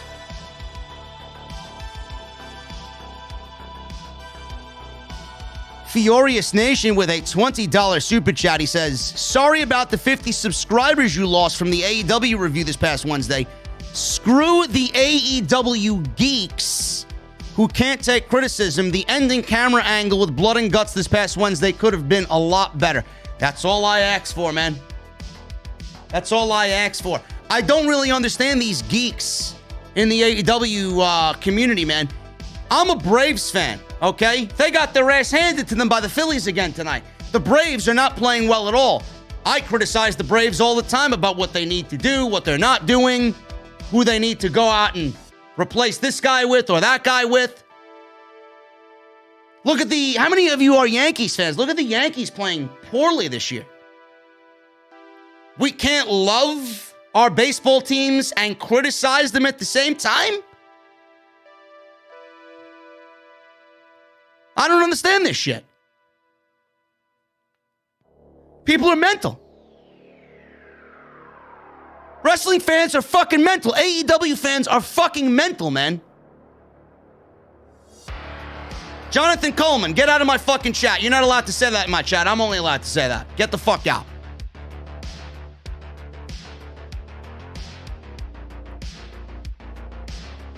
That's all I ask for, man. I ask for it to be shot better.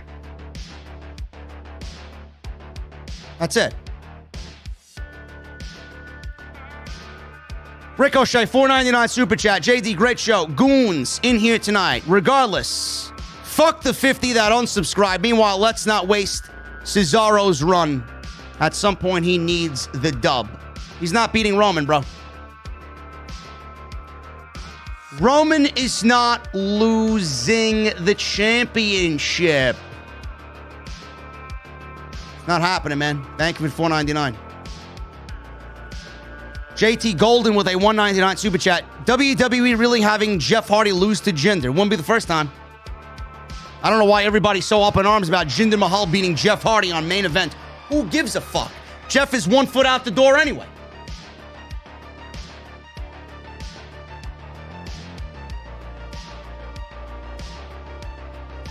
Alfose Boyardee with a $1.99 super chat. I'm a big fan of Hillary Duff. Good for you.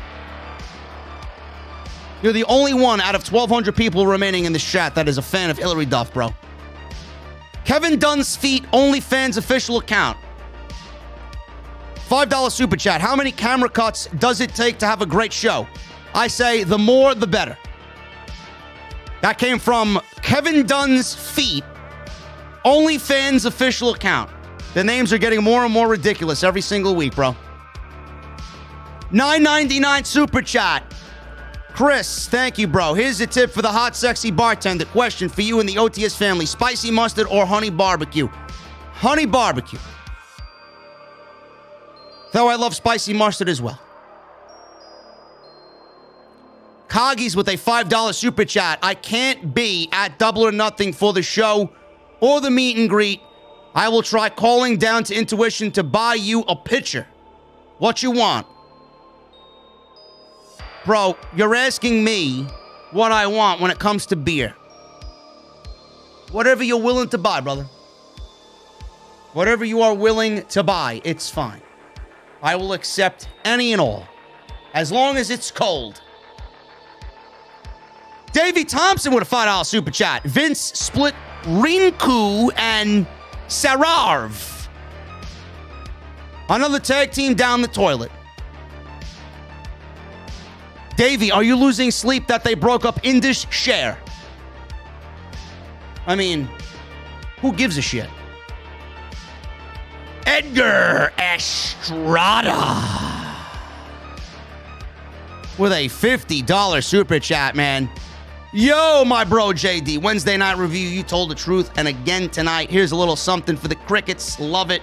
Shout outs to Coggies, Patrick Palmer, Robert Shelton, Clint Wallace, and OTS family. You are all great. Have a great weekend, JD.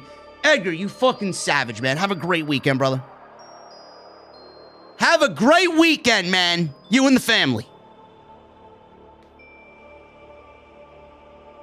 Lauren Hutton with a $2 super chat. Wish we could go back to the SmackDown Live era of 2016 and 2017. Me too. I love that era, man. 2016 was so good. So good, man.